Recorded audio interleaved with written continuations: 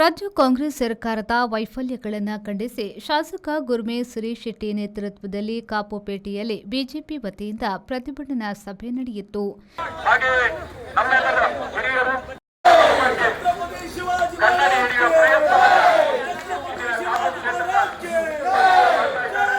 ಕಾಪುಪೇಟೆಯಲ್ಲಿ ಕಾಂಗ್ರೆಸ್ ವಿರುದ್ಧ ಘೋಷಣೆಯನ್ನ ಕೂಗುತ್ತಾ ಬಿಜೆಪಿ ಮುಖಂಡರು ಹಾಗೂ ಕಾರ್ಯಕರ್ತರು ಪ್ರತಿಭಟನೆಯ ಮೆರವಣಿಗೆಯಲ್ಲಿ ಸಾಗಿದ್ರು. ಸಭೆಯಲ್ಲಿ ಶಾಸಕ ಗುರ್ಮೇಶ್ ಸುರೇಶ್ ಶೆಟ್ಟಿ, ಮಾಜಿ ಸಚಿವ ಕೋಟಾ ಶ್ರೀನಿವಾಸ್ ಪೂಜಾರಿ, ಕಿಯೋನಿಕ್ಸ್ ಮಾಜಿ ಅಧ್ಯಕ್ಷ ಹರಿಕೃಷ್ಣ ಬಂಟ್ವಾಳ್, ಮಾಜಿ ಸಚಿವ ಸುನಿಲ್ ಕುಮಾರ್, ಮಾಜಿ ಸಚಿವ ಪ್ರಮೋದ್ ಮಧ್ವರಾಜ್ ಅವರು ಮಾತನಾಡಿ ರಾಜ್ಯ ಸರ್ಕಾರದ ವಿರುದ್ಧ ಆಕ್ರೋಶವನ್ನ ವ್ಯಕ್ತಪಡಿಸಿದ್ರು. ಹಾಗಾಗಿ ರಾಜಕೀಯದ ಇರ್ತದೆ ಹೋಗ್ತದೆ, ನಾವು ಗೆಲ್ತೀವಿ ಸೋಲ್ತೀವಿ, ಆದ್ರೆ ನಮ್ಮ ಸಂಸ್ಕಾರ ಮಾತ್ರ ಖಂಡಿತ ಅದು ಕೈ ಕೊಡಬಾರದು. ಆ ನಿಟ್ಟಿನಲ್ಲಿ ನಿಮ್ಗೆ ಗೊತ್ತಿರ್ಬೋದು, ಮೊನ್ನೆ ಹೇಳಿದ್ರು, ನನಗೆ ಬಹಳ ಖುಷಿಯಾಗಿದ್ದು, ಇವತ್ತಿಗಾದ್ರೂ ಕಾಂಗ್ರೆಸ್ನವರಿಗೆ ರಾಮನ ಬಗ್ಗೆ ಚಿಂತೆ ಬಂತಲ್ಲ. ಇವತ್ತು ರಾಮ ಮಂದಿರ ಆಗಬಾರ್ದು ಅಂತ ಹೇಳಿ ದೊಡ್ಡ ವಕೀಲರ ಸಮೂಹವನ್ನೇ ನೇಮಕ ಮಾಡಿ ಮಧ್ಯರಾತ್ರಿವರೆಗೆ ಅಲ್ಲಿ ನಡೀತು. ಆದ್ರೆ ಸರ್ವೋಚ್ಚ ನ್ಯಾಯಾಲಯ ಅಲ್ಲಿ ಅಯೋಧ್ಯೆ ಮಂದಿರ ಆಗಲೇಬೇಕಂತ ಒಂದು ಸೂಚನೆ ಕೊಟ್ಟಾಗ ತನ್ಮೂಲಕ ಆಗಿರ್ತಕ್ಕಂಥ 500 ವರ್ಷಗಳ ಹೋರಾಟ ಮಾಡಿದ್ದಾರೆ. ತಪ್ಪು ನಮ್ಮವರು ಯಾರು ಸಣ್ಣ ತಪ್ಪು ಮಾಡಿರ್ಬೋದು, ಅವ್ರಿಗೆ ಶಿಕ್ಷೆ ಖಂಡಿತ ಅದಕ್ಕೆ ಕೊಡ್ತಕ್ಕಂಥ ಒಂದು ಯೋಗ್ಯತೆ ನಮ್ಮ ಅಲ್ಲಿಯ ನ್ಯಾಯಕ್ಕೆ ತಲೆಬೇಕಾದಂತ ಅನಿವಾರ್ಯತೆ ಇದೆ ಅಂತ ನಾನು ಅಂದ್ಕೊಂಡಿದ್ದೇನೆ. ಆ ಎಲ್ಲ ಹಿನ್ನೆಲೆಯಲ್ಲಿ ಈ ಕಾರ್ಯಕ್ರಮಕ್ಕೆ ಬಂದಿರುವಂತಹ ಎಲ್ಲ ರಾಷ್ಟ್ರಭಕ್ತಿ ಗೆಳೆಯರಿಗೆ ನಮನಗಳನ್ನು ಸಲ್ಲಿಸಿ, ಇಂಥ ಅನಾಹುತಗಳು ಬರ್ತಾನೆ ಇರುತ್ತೆ, ಬಂದಾಗ ನಾವು ಎದುರಿಸಲೇಬೇಕಾಗುತ್ತೆ. ಅದನ್ನೇ ಚುನಾವಣೆ ಮತ್ತು ರಾಜಕಾರಣದವರು ಎಂತೆಂಥ ಹೋರಾಟಗಳನ್ನ ಎಂತೆಂಥ ವ್ಯವಸ್ಥೆಗಳನ್ನ ಕಂಡವರು ನಾವು ಇವತ್ತು ಪಾರ್ಲಿಮೆಂಟಿನ ಎದುರು ಪಾರ್ಲಿಮೆಂಟ್ ಅನ್ನು ನಡೆಯಲಿಕ್ಕೆ ಬಿಡ್ತಾ ಇಲ್ಲ. ಕೊಕ್ರಾಜಿನ ಸ್ನೇಹಿತರು ಕೆಲವರೆಲ್ಲ ಒಟ್ಟಾಗಿ ಪಾರ್ಲಿಮೆಂಟ್ಗೆ ನುಗ್ಗಲಿಕ್ಕೆ ಬರ್ತಾರೆ. ಮೋದಿಯವರ ಮನೆಗೆ, ಪ್ರಧಾನಿಯವರ ಮನೆಗೆ ದಾಳಿ ಮಾಡ್ತೇವೆ ಅಂತ ಹೇಳ್ತಾರೆ.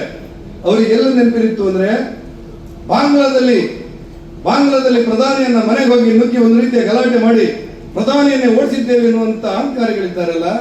ಗುಜರಾತ್ ತ್ರಿಪುರದವರೆಗೆ ಎಷ್ಟು ಜನ ಕಾಂಗ್ರೆಸ್ ಇದ್ರಲ್ಲ, ನನಗೆ ನೀವೊಂದು ಕೊಡಬೇಕು. ಯುದ್ಧ ನಮ್ಮ ಸ್ವಾತಂತ್ರ್ಯ ಹೋರಾಟದ ಕಾಲಘಟ್ಟದಲ್ಲಿ ಅಂಡಮಾನ್ ನಿಕೋಬಾರ್ ಇರತಕ್ಕಂಥ ಜೈಲಿಗೆ ಒಬ್ಬ ಕಾಂಗ್ರೆಸ್ ನಲ್ಲಿ ಇದ್ರ ಅಂತ ಹೇಳಿದನಿಗೆ ಒಬ್ಬ ಕಾಂಗ್ರೆಸ್ನವ ಬ್ರಿಟಿಷರ ಗುಂಡಿಗೆ ಎದೆಕೊಟ್ಟಂತ ಒಬ್ಬ ಕಾಂಗ್ರೆಸ್ ತೋರಿಸಿದನಿಗೆ ಮಲ್ಲಿಕಾರ್ಜುನ ಖರ್ಗೆ ಸಂತಾನ ಇರಬಹುದು, ರಾಹುಲ್ ಗಾಂಧಿ ಸಂತಾನ ಇರಬಹುದು, ಯಾರೇ ಇರಬಹುದು, ಒಬ್ಬರಿಗೆ ಎಲ್ಲ ಕ್ರಾಂತಿಕಾರಿಗಳು ಹುಟ್ಟಿದ್ದು ಅವರನ್ನು ಇವತ್ತು ನಾವು ಅಹಿಂಸೆ ನಾವು ಹೇಳ್ತೇನೆ. ಗಾಂಧಿಗೆ ನಾನು ಒಪ್ಕೊಳ್ತೇನೆ, ಗಾಂಧಿ ಮಾಡಿದ್ದಾರೆ. ಆದ್ರೆ ಅಹಿಂಸೆಯಿಂದಲೇ ಸ್ವಾತಂತ್ರ್ಯ ಸಿಕ್ಕಿದ್ದಲ್ಲ, ನೆನಪಿಟ್ಕೊಳ್ಳಿ.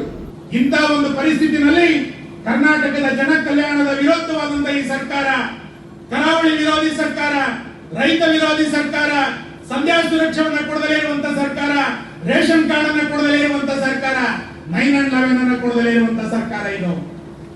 ಪ್ರಾಕೃತಿಕ ವಿಕೋಪ ನಂಗೆ ಗೊತ್ತಿಲ್ಲ ಸುರೇಶ್ ಹತ್ರ ದಾಖಲೆ ಎಷ್ಟಿದೆ ಅಂತ. ಕಳೆದ 3 ವರ್ಷಗಳಲ್ಲಿ ಪ್ರಾಕೃತಿಕ ವಿಕೋಪಕ್ಕೆ 3 ವರ್ಷಗಳಲ್ಲಿ ನಮ್ಮ ಜಿಲ್ಲೆಗೆ ಹಣನೇ ಬರಲಿಲ್ಲ. ನಮ್ಮೆಲ್ಲ ಶಾಸಕರು ಇಲ್ಲಿದ್ದಾರೆ. ನಮ್ಮ ತಾಲೂಕಿನ 40 ಕೋಟಿ ರೂಪಾಯಿ ಕೊಟ್ಟೆ ನಾನು ಕಳೆದ ವರ್ಷ.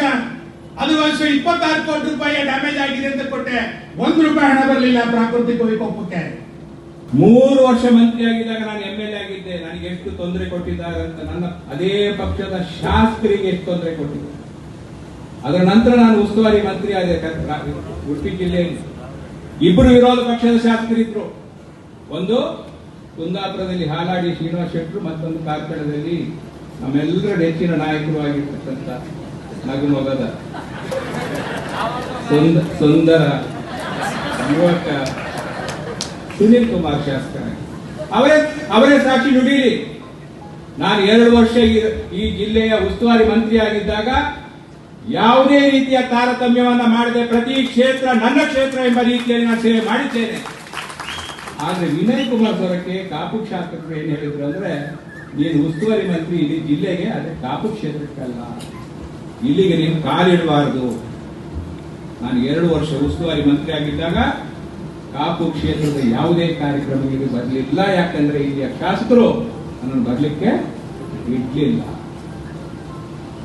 ಅದೇ ಸುನೀಲ್ ಕುಮಾರ್ ಅವರು ನಾನು ಕಾರ್ಕಳಕ್ಕೆ ಹೋದಾಗ ಬಹಳ ಪ್ರೀತಿಯಿಂದ ಸ್ವಾಗತ ಮಾಡಿ ಈ ಸಂದರ್ಭದಲ್ಲಿ ಶಾಸಕರಾದ ಯಶ್ಪಾಲ್ ಸುವರ್ಣ, ಕಿರಣ್ ಕುಮಾರ್ ಕೊಡ್ಗಿ, ಕಿಶೋರ್ ಕುಮಾರ್ ಪುತ್ತೂರು, ಶಾಸಕ ಲಾಲಾಜಿ ಆರ್ ಮೆಂಡನ್, ಬಿಜೆಪಿ ಜಿಲ್ಲಾಧ್ಯಕ್ಷ ಕುತ್ಯಾರು ನವೀನ್ ಶೆಟ್ಟಿ, ಜೆಡಿಎಸ್ ಜಿಲ್ಲಾಧ್ಯಕ್ಷ ಯೋಗೀಶ್ ಶೆಟ್ಟಿ ಪಾಲಾಚಿ, ಪುರಸಭೆ ಅಧ್ಯಕ್ಷೆ ಮೋಹಿನಿ ಶೆಟ್ಟಿ, ಉಪಾಧ್ಯಕ್ಷೆ ಮೋಹಿನಿ ಶೆಟ್ಟಿ, ಮಹಿಳಾ ಮೋರ್ಚಾ ರಾಜ್ಯ ಪ್ರಧಾನ ಕಾರ್ಯದರ್ಶಿ ಶಿಲ್ಪಾ ಜಿ ಸುವರ್ಣ, ಮಠಾರು ರತ್ನಾಕರ ಹೆಗ್ಡೆ ಸೇರಿದಂತೆ ಮೊದಲಾದವರು ಪಾಲ್ಗೊಂಡಿದ್ದರು.